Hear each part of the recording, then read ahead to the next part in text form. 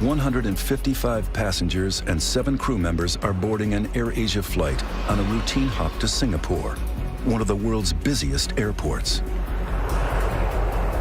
Air traffic controllers assign the flight the call sign Wagonair 8501. Wagonair 8501, good morning. Wagonair 8501, good morning, join the tower, go ahead. At the helm is Captain Irianto, a 53-year-old former fighter pilot with more than 20,000 flying hours under his belt. The co-pilot is 45-year-old Frenchman Remy Emmanuel Placel. He's flown over 2,000 hours. Also on board is 22-year-old trainee flight attendant Karanisha Haidar Fauci. The planned route from Surabaya crosses over the equator through latitudes that are home to the world's most destructive weather, known as the Intertropical Convergence Zone. It's the hottest place on the planet, I think, is the sea surface temperatures in the Intertropical Convergence Zone. That means there's lots of moisture going into the atmosphere from the ocean. Water vapor is the fuel for tropical storms. It's where the energy comes from. Although it's warm air that creates storms here, when it reaches high altitude, temperatures within the clouds drop dramatically to as low as minus 112 degrees Fahrenheit, as cold as winter in Antarctica.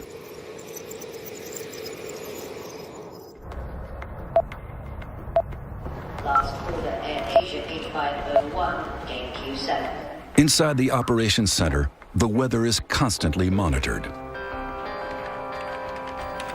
Itu tidak ada kondisi yang mengkhawatirkan.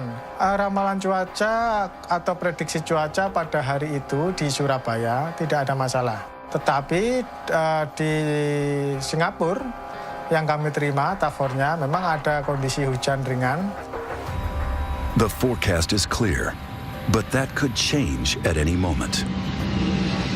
Basically, it's the bread and butter of the pilots flying in the tropics, is that they are always, on virtually every flight, flying around thunderstorms. Juanda aircraft ready for start and push back.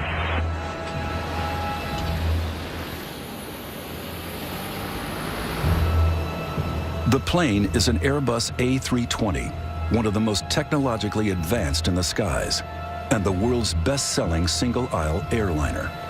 Again, 8501, clear to Singapore, Mike 635, level 240 initial. This plane has flown 13,500 times, covering more than 23,000 flight hours. Again, 8501, clear to takeoff.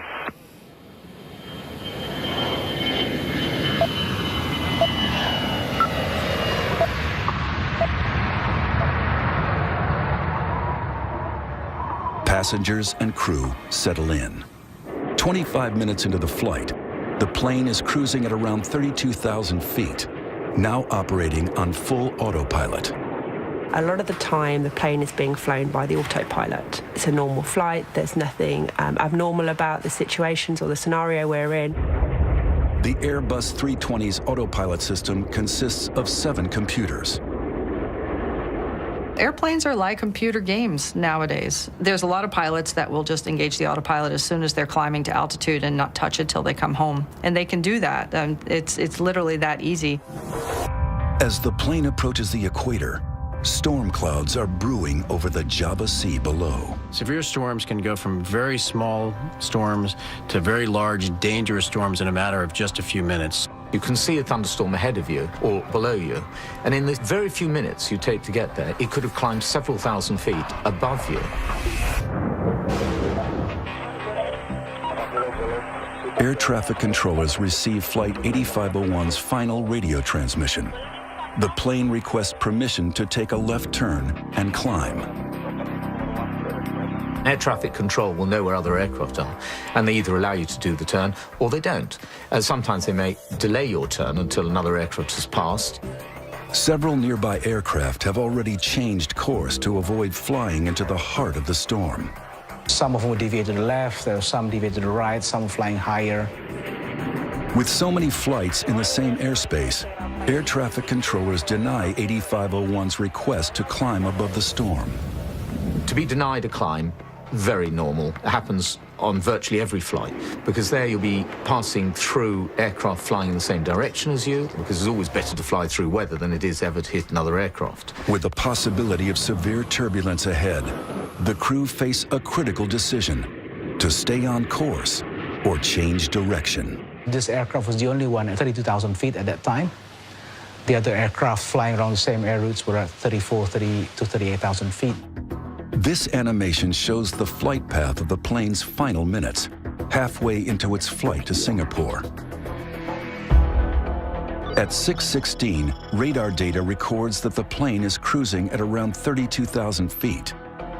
Seconds later, still cruising. But then, the plane deviates from its course and turns left. You would have been flying it with the autopilot, and so you put changes to direction by turning a knob, as opposed to actually flying it with the joystick. The 155 passengers on board have no clue that they are just 2 minutes from disaster.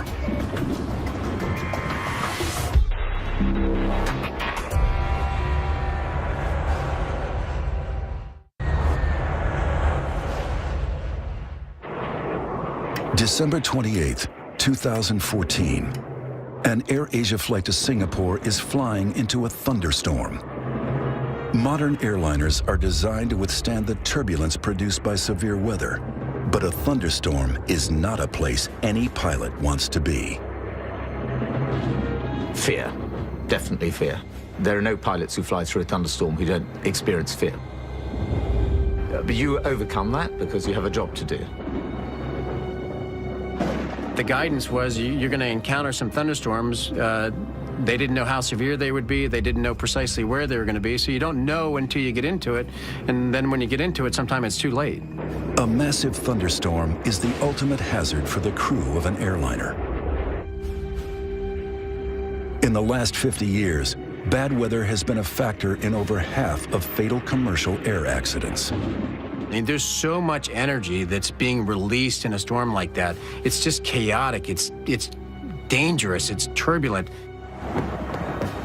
And there's an added force of nature to contend with: total lightning. Total lightning is both the cloud-to-ground lightning that we're all accustomed to seeing when it hits the ground, but in severe storms, there's 10 times as much lightning that is up in the cloud. At 6:16, radar data records that the plane is cruising around 32,000 feet. But then the plane turns left, and for reasons as yet unknown, it climbs steeply.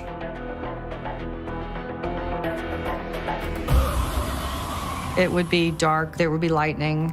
The rain would be very noisy on the airplane, you would hear it. The aircraft can shake, the instruments can become blurred as your head is shaking, the eyeballs literally shaking your head. The responsibility is awesome. You've got the lives of many people on board.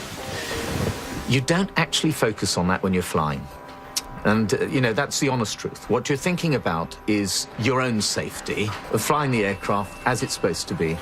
And if you look after yourself, you're going to be looking after everybody else on that aircraft. And it's not just the pilots that are pushed to the limit. When a plane enters severe weather, it will be exposed to forces all around the aircraft, which are pushing it in a particular direction. And that can be torsional twisting and unloading and loading stresses on the airframe.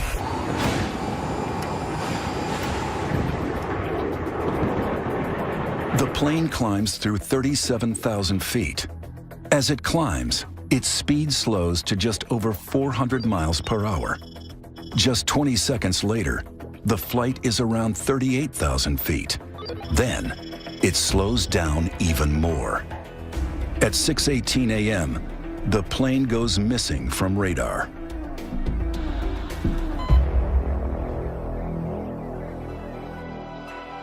Within an hour, air traffic control announces that they have lost track of the aircraft. Distraught families are desperate for answers. Airport manager Trikora Harjo prepares for the worst. Demikian juga segala sesuatunya yang berkaitan dengan krisis center, dari mulai sarana komunikasi, kemudian papan pengumuman atau papan informasi kami siapkan, dan Juga kami menyiapkan informasi-informasi yang tentunya nantinya akan dibutuhkan apabila memang terjadi benar adanya atau lost contact. Then, the news is made public. 162 people are feared dead after an AirAsia flight goes missing. Within 3 hours, a massive international search effort is launched, led by the Indonesian military. Also in support are Australian, American, Russian, Singaporean, and Chinese search teams. With 30 ships, 3 warships, and more than 20 aircraft equipped with visual, radar, and sonar surveillance, covering a search area of 60,000 square miles of the Java Sea. This disappearance immediately brings back memories of an infamous unsolved mystery from the same region 9 months earlier. On March 7, 2014, Malaysian Airlines flight MH370 was en route from Kuala Lumpur to Beijing with 239 people on board. An hour into the scheduled flight, it disappeared from radar screens. The search effort was the biggest ever launched, but it failed to find the missing plane. What happened remains unknown. For 3 days, the world wondered if this would be another never-ending mystery. Could it be terrorism or a rogue pilot? But then, wreckage is discovered. All the evidence points to the plane having crashed into the sea. Everyone on board is dead. One of the first bodies to be recovered is the trainee flight attendant, Karunisha Haidar Fausi. Her funeral becomes a focus of national mourning. Unlike MH370, there's no missing plane here. The mystery is, how did this happen? 10 days after the first wreckage is located, there's a breakthrough. The black box data recorder from the AirAsia plane, which came down off Indonesia, has arrived in Jakarta for examination. As the recovery operation continues, experts around the world begin to ask, how can one of the world's most sophisticated planes suddenly drop from the sky? We gotta know what happened. We have to know what caused it. The first thing, the most important thing for the families is they want to know what happened. They want to know the truth. And of course, they deserve to know the truth. The priority for the families is to ensure that no such disaster ever happens again. The official investigation is ongoing, but based on released information and expert analysis, it is now possible to explore the key factors which likely influence the plane's final moments. And this may change the way you feel about flying.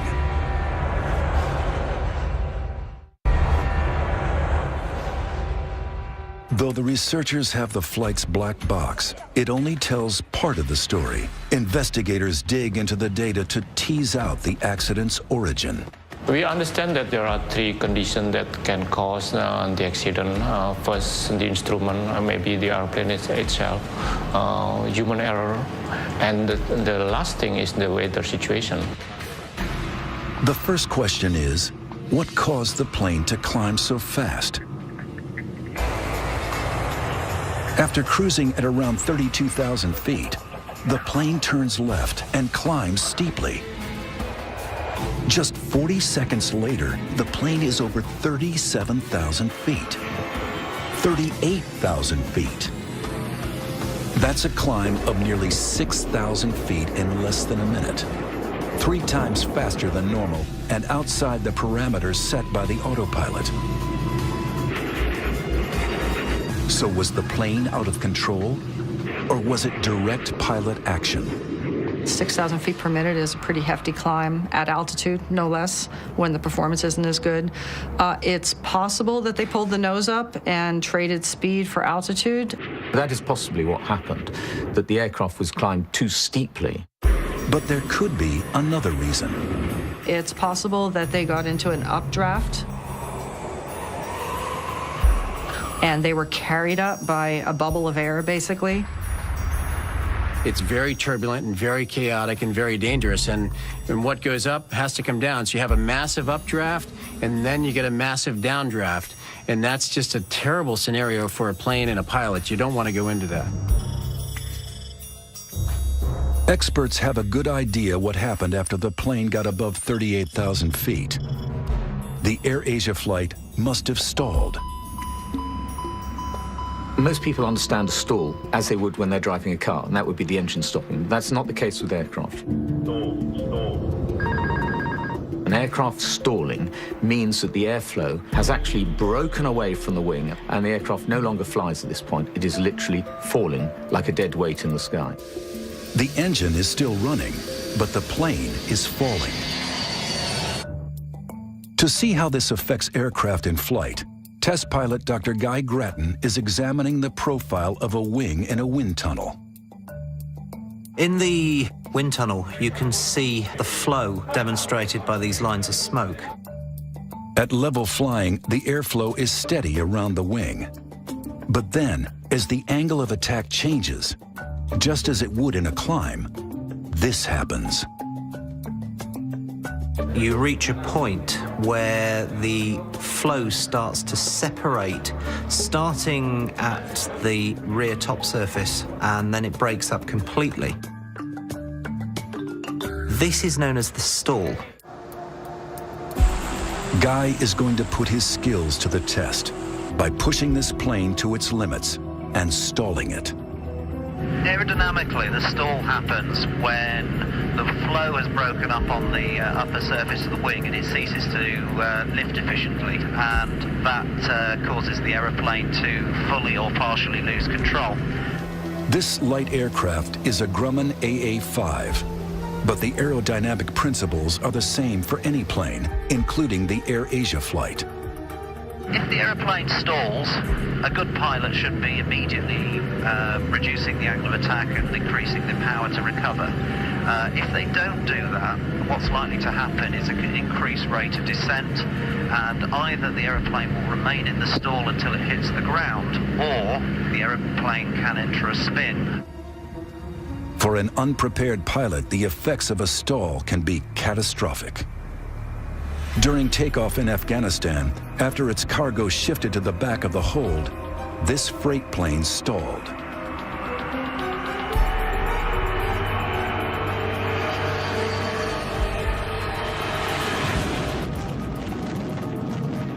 At this level, Guy is cruising, but at a very high altitude where the AirAsia plane was flying, all aircraft hit a point where speed becomes critical. It's an area known by pilots as Coffin Corner. Coffin Corner exists at a high altitude, and to fly at those conditions is really very difficult because you've got to manage the speed of the aeroplane very, very accurately. Every plane has a maximum and minimum speed. The complicating factor is the higher the altitude, the smaller the margin of error between going too slow and going too fast. If you go high enough, what you do is reach a point where the stall speed and the maximum speed are very close together, and we refer to the aeroplane as being in Coffin Corner because if you go any faster, then you'll lose control or break the aircraft, and if you go any slower, you'll lose control of the aircraft. So it's a very vulnerable place to be. Whether or not you're high up in Coffin Corner or at low altitudes, a stall possesses a unique challenge for a pilot. I'm just going to reduce the power, and then I'm going to hold the nose up. The effect of that is going to be that the speed's going to bleed off. Anything below 60 knots risks a stall. Okay, just closing the throttle now. You can see the speed is bleeding off now. At 65 knots, I've got a stall warner. Could this be what happened to the AirAsia flight? The airplane started to wallow. You can see the nose coming up. I've lost view of the horizon in front of me. And at about 55, I'm about to lose it.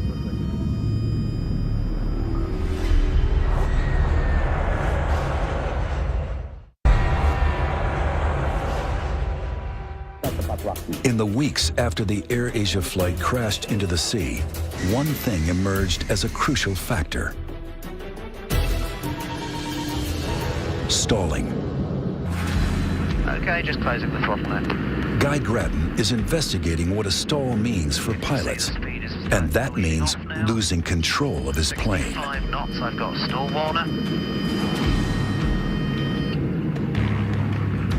The aircraft drops 200 feet. The aeroplane has stalled, you see it pitch nose down, and I'm recovering the aeroplane from the stall. To regain control, Guy dips the nose to gain airspeed, then levels out. A very dramatic stall, if you're not expecting it, can be quite frightening. Might even lift off my seat and hit my head on the ceiling of the cockpit. All commercial airliners are put through stall tests. But is this what happened to the AirAsia flight as it climbed too steeply? And if so, how did the plane get to this dangerous point? Pilots are trained to recognize the stall. In fact, first thing pilots are trained to recognize is the approaching stall. The captain of the AirAsia flight was a former fighter pilot with 20,000 flight hours under his belt. Up above 30,000 feet, there is plenty of height to recover an aeroplane from a stall. So even if the aeroplane was stalled, that in itself doesn't explain the loss of the aeroplane. So the critical question is, what other factors might have been at play? And to fully investigate that, we need to look inside the cockpit. Seasoned pilot Captain John Mahan is flying an Airbus A320 flight simulator, an exact replica of the lost plane. The reason why we try to simulate what happened in an accident or incident is for learning and whether we can take that information forward to stop it happening again. And also finding out weaknesses in the system that can lead us into difficult areas. Every reading we see, every indicator we see, will be exactly what the AirAsia pilots would have seen. For all pilots, accurate instrument displays are vital. All aircraft are designed in such a way that they give you information, and it's our job and our profession to identify that information and prioritize. The instruments are everything, and you ignore them at your peril. However, if you get an instrument failure, you have to be able to recognize it. If you follow a faulty instrument, then you can cause the aircraft to over-control, and at that point, anything can happen. Flight 123, requesting climb. This simulator has been programmed to reproduce an instrument failure while climbing from 32,000 feet. That doesn't look right. It's like unreliable airspeed to me. Check that, please. Captain, standby is indicating 0.72. 0.72. The pilots scramble to identify the fault. Carriage checklist. Carriage checklist, unreliable airspeed. 396 Here, knots. it's an unreliable speed indicator. Autopilot off. Flight director's off. Birdie's up. Recognizing the fault, the crew switch off part of the autopilot protection, which hands the main controls back to the crew. Courage checklist. Seatbelt sign on. Movement to CO. Master caution. Overspeed. Caution pitch. Next, they switch off the computers related to the faulty speed indicators. Seconds later, this happens. A stall warning is an indication that you are getting into an environment where you're about to lose your lift on your wing. In an attempt to recover from a possible stall, John puts the nose down to gather speed and drops 5,000 feet, then levels out. Wings, maintain wings level. Speed 370. In this case, John recovers the plane successfully. Maintaining 30,000 feet. In the case of the AirAsia flight, we know that the Airbus 320 climbed rapidly and that it probably stalled at 38,000 feet. We also know that faulty instruments contributed to another tragic Airbus disaster and another stall 5 years earlier. On June 1st, 2009, Air France Flight 447 was en route from Rio to Paris with 237 passengers and crew on board. At 2:10 a.m., the Airbus 330 went missing from radar. Un accident tragique. It was 2 years before the flight's black box recorder was found and finally revealed its secrets. Colleen Keller is an air traffic investigator who worked on the search for Air France 447. The similarities with the AirAsia crash are striking. It ran into bad weather right around the tropical convergence zone, right at the equator. The initial malfunction was caused by the computer shutting down. On the side of the plane are metal cylinders that measure airspeed. They are called pitot tubes. The investigators discovered that the tubes had frozen over, causing the instrument readings to go haywire. The computer literally said, "I can't function, I'm confused," and it shut down. After the computer shut down, the pilots were forced to hand fly the airplane in a very difficult area, which is very high altitude. These are some of the actual words spoken by the pilots as recorded by the cockpit voice recorder. Qu'est-ce que vous voulez? T'as le contrôle de l'avion là?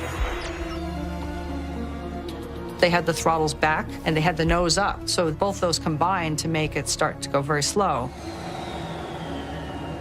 They pulled the power back because they thought they were going too fast, and that put the airplane in a stall on a steep descent, like kind of a floating down descent. Unknown to the Air France passengers, the plane had dropped 10,000 feet per minute. Probably most people were sleeping or trying to sleep. There was a lot of turbulence. The lights were dimmed, and it would have felt like that the whole way down. I don't think people realized what was going on. In the cockpit, faced with unreliable instruments, the crew didn't realize that the plane was in a stall. If they had, the pilots could have recovered control. Instead, they continued to drop towards the sea. Putain, va taper. C'est pas vrai.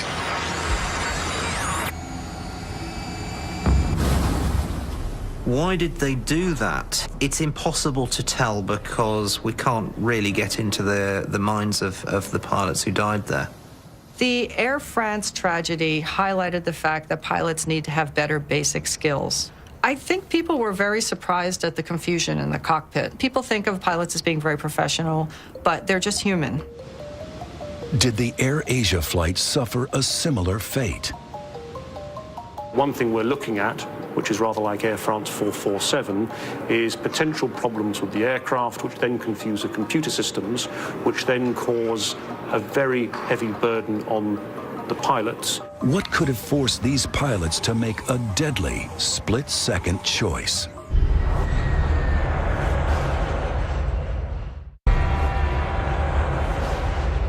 Flight 8501's tragic final moments may have come down to something seemingly innocuous: ice.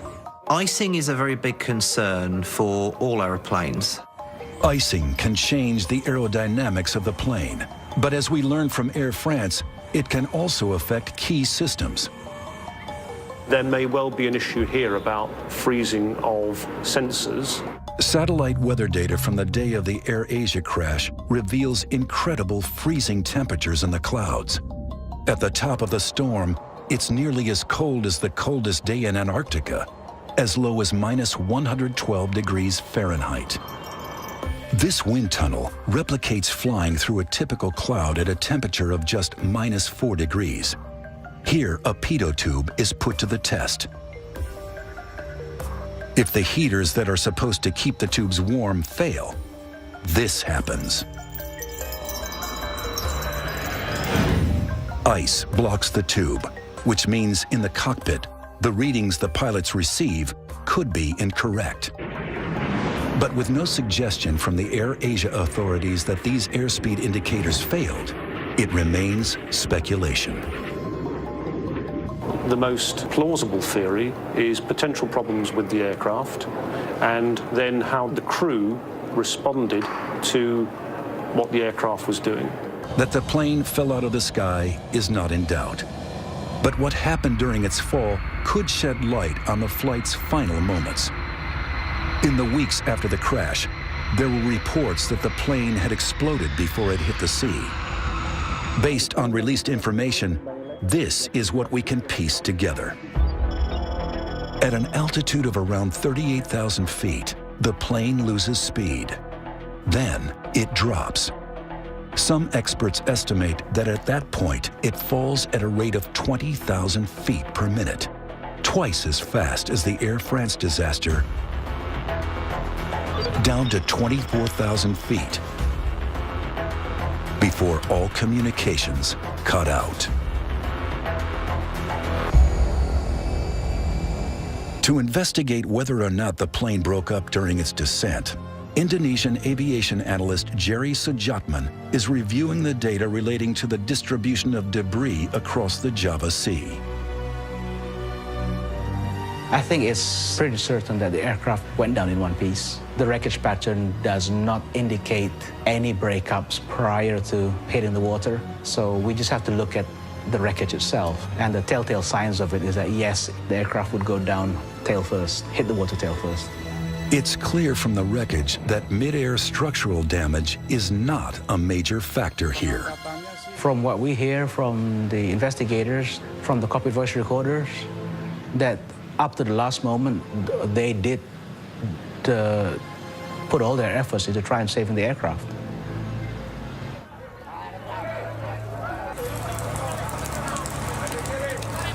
The official investigation is ongoing. But one thing most experts agree on is that severe weather was a factor in both the Air France and Air Asia crashes. In the last 50 years, weather has contributed to over half of all fatal commercial airliner accidents. But there's one type of turbulence that doesn't occur in stormy skies, and it could affect all of us. Anyone who's been on a plane at cruising levels, flying through clear blue skies, you'll know that it's possible suddenly to hit turbulence that the pilot couldn't see coming, so it literally comes out of the blue. It's called clear air turbulence. At the moment, there's no onboard electronics that can see it. The pilot can't see it. It really is invisible. Inside pockets of air, wind direction changes suddenly and severely. It's been known to cause structural damage to planes and has caused injury and death. The shocking truth is that an Air Asia type event could happen anywhere in the world today. There's still not the technology in place for controllers and pilots to make sure that they don't fly into severe weather. Here at the University of Tokyo, Professor Suzuki is looking to change that.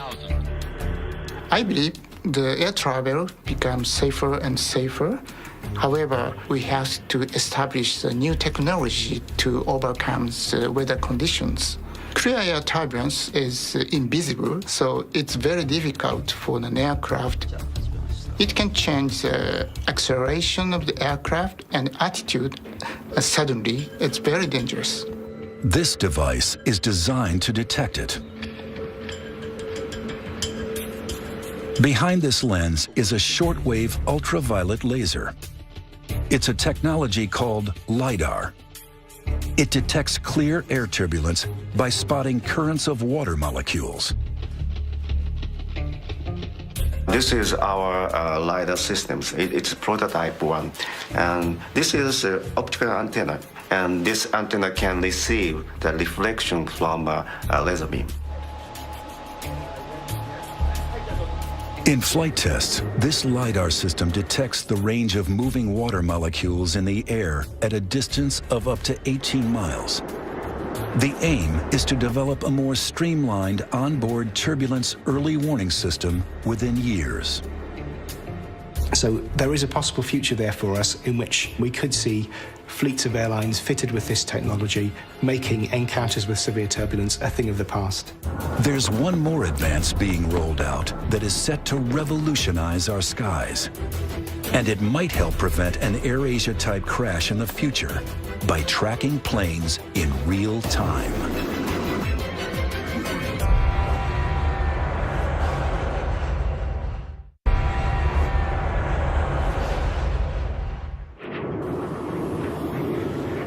When the Air Asia flight crashed, scientists around the world continued their search for solutions to safer and more efficient air travel in the future. It's just amazing to me how complex the airspace is. From pilot to air traffic controller, many different systems interchange information and data. Our current technology is unable to track all those planes as they move around the globe.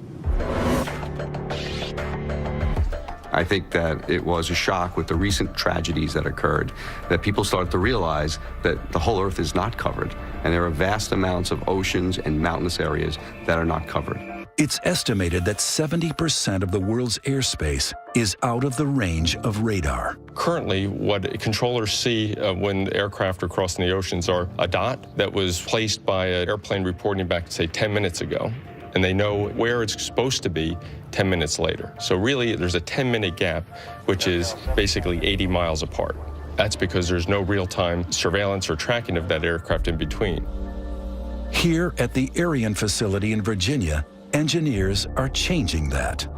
This is one of the most revolutionary advancements in air traffic control since radar. 66 Iridium satellites are readying for launch for full operation in 2018. The satellite network will cover the globe, receiving signals from every plane everywhere on the planet, relaying information to controllers on the ground. Think of it as a GPS receiver on board all of the airplanes that transmits its precise location in real time to air traffic control authorities. By putting an ADS-B receiver on board each satellite, we realized that we would create something that was not possible before. If this technology were available now, MH370 would have been better tracked, and the AirAsia flight would have been found within hours, not days. With second-by-second information, air traffic controllers will be better equipped for a quick response to pilots who need a sudden change of altitude. The AirAsia flight might not have been denied permission to climb to avoid a storm. The altitude changes are important because a lot of those requests are a function of weather. So when the pilot says he's over a particular point and he's requesting to change altitude, the controller will have the screen to look at, and the pilot will have a higher rate of responsiveness from the controller based on the fact that they have a shared situational awareness. Global tracking of flights will make managing flights safer and more efficient. But a critical issue remains. There's one unpredictable factor that's a cause in up to 80% of all air crashes: human error. I think the public is wondering how safe flying is. People are afraid of airplanes crashing because the crashes are so horrific when they happen. A lot of people die at once, and they think about that. But truly, aviation is a lot safer than most other forms of transportation.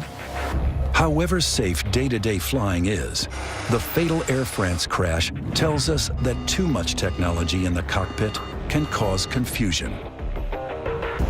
You've got a very highly automated aircraft, and crews sometimes struggle to deal with the complexities of the automated systems, and they are not trained to deal in an emergency or difficult situation with manually flying an aircraft.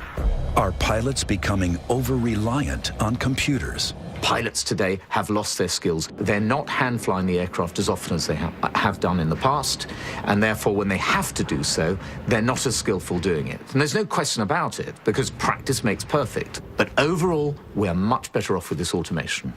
The answer seems simple: more training and more experience at the helm. Everybody knows that pilots should probably be flying manually more than they are doing. Technological advances are seeking to keep up with ever-increasing demands for travel and making flights better able to cope with increasingly violent weather. But for the families of the passengers and crew of the AirAsia flight, their hope is that a tragedy like this will never happen again. They want future accidents to be prevented of a similar type. And so it is vital that the causes are identified for what brought this aircraft down, and more importantly, that those causes are then acted on so that other families don't have to go through what the AirAsia families have gone through.